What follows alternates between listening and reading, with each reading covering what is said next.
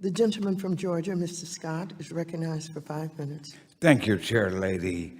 Mr. Scharf, how are you? Fine, thank you, Congressman. Now, you know, our banking system is the heart and the soul of our financial system. And this hearing this morning, at its core, is about trust. It's about consumer trust. It's about Wells Fargo customers' trust. And what I want to ask you is this. Can the consumers, can the people in this country trust Wells Fargo now? People can trust Wells Fargo to do the right thing, yes. Well, then, why is it that you've had consent orders? You've had consent orders from the Office of the Comptroller of the Currency. You've had consent orders from the Consumer Financial Protection Bureau. You've even had consent orders from the Federal Reserve. And to my information, you have not adequately answered those. Am I correct? You are correct. And may I ask you to explain why you have not responded?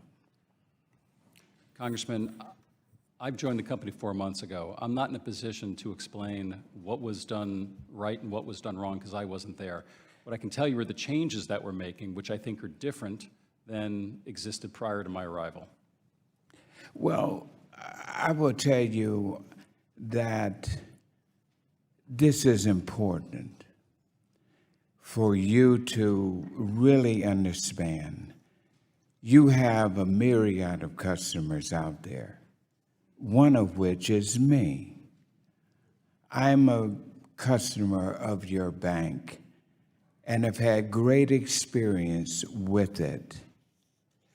You have been a leader in my community with helping to get some of the hardest hit funding to help folks out there who are suffering from their mortgage. This committee worked hard to get that done. We all didn't agree and didn't vote for the first bailout. Obama got a little peeved with many of us. But we said, Mr. President, we love you. We want you to do good. But you can't just throw all this money up to the banks and not do something about the struggling homeowners who were the victims. And he said, go back and do something about it. We did, and we come up with about $2.8 billion. And we called it hardest hit, and Georgia's called home safe. So there are some good things that you all have done, but my issue with you is that you are on this in a new position. But it is important, once you get in a bad situation, in order to get out of that bad situation into a new situation, you have to know how you got into the bad situation in the first place. So for you not to respond to these consent orders is unacceptable. And I just want to urge you to do so. Now, I think that will be a good idea because to have your new chief accountability officer, I think you've appointed one recently, didn't you?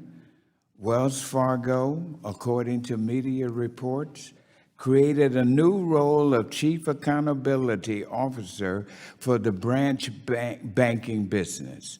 Are you aware of that?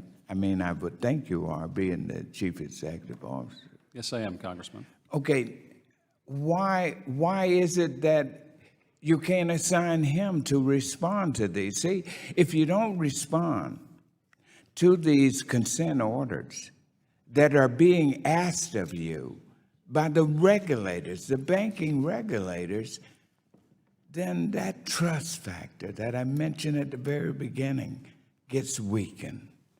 Will you move to respond to those consent orders after this hearing?